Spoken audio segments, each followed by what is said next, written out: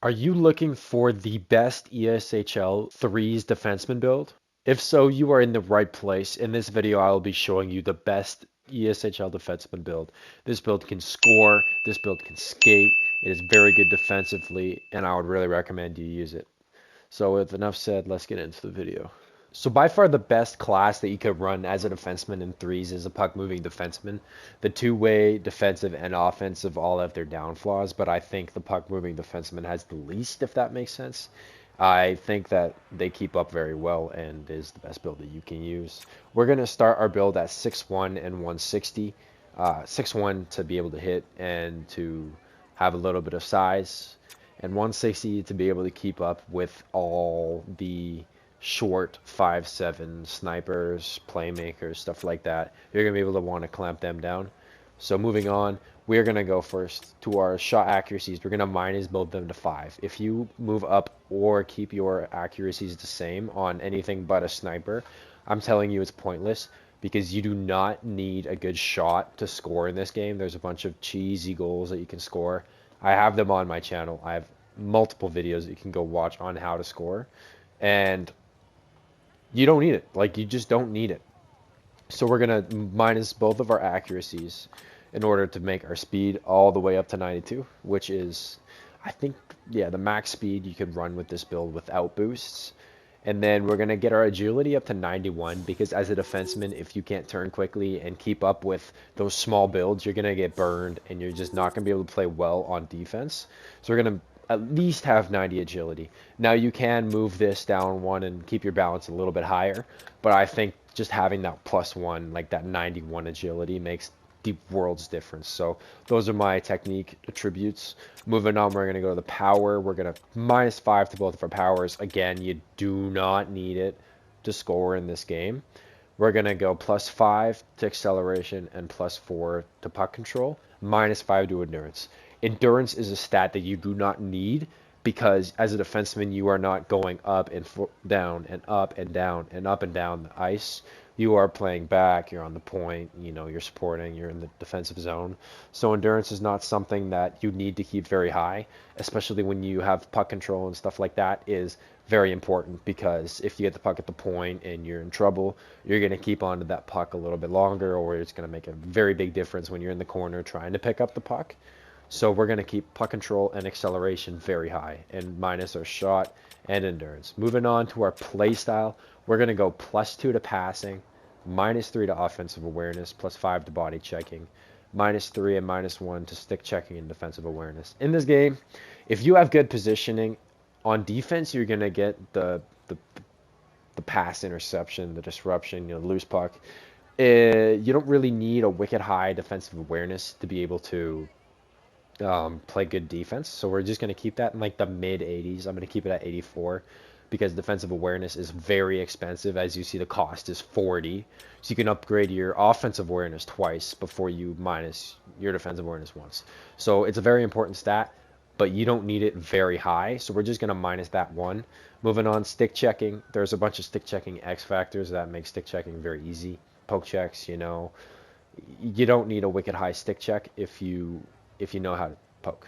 Like, it's not that hard. I would say having a good body checking is very, very important because one, it's the most effective way to get them off the puck. And if you have a higher body checking, it's going to be way easier to make contact with people. And especially in like the new game, it is very hard to hit, or it's a little funky. So having a good body checking is very, very important. And I really, really recommend you put it up 5. Offensive awareness, again, same thing as defensive awareness. If you're in good position and you are good, like you're in the right position, you're doing okay. You don't need a high offensive awareness. Passing is something that you should put up a little bit. I'm going to put it up 2 because it's very expensive at 30 cost. I'm just going to say if you are a good passer, or you know how your accuracy works, or your pass assist works, it's very easy to pass. You just need high 80s, low 90s passing, and you're fine.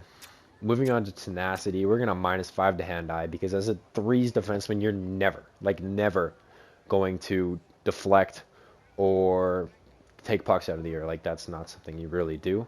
We're going to +5 to strength because if you're getting bumped off the puck really easy, it makes threes very frustrating, especially with those small builds that somehow can hit or to have truculence. This is going to help you to avoid getting curb stomped every time you enter the offensive zone. Durability is going to go up 2 because we don't need shot blocking. That's the only reason. Durability is good. Being injured as a defenseman sucks in threes, so helps a little bit to prevent that. And shot blocking doesn't matter. Like, you don't need that. So we're just going to put that to 4. You can put it to 5, but you can't put the 10 points in anything but hand-eye. So I'd rather have it shot blocking than hand-eye. So we're going to keep it like that. Moving on to tactics, we're going to have -5 to face-offs because defensemen don't take face-offs, and fighting skill down 5 because you don't need fighting. You can't fight in threes, so you don't need that up. We're going to have +2 to discipline and +2 to deking.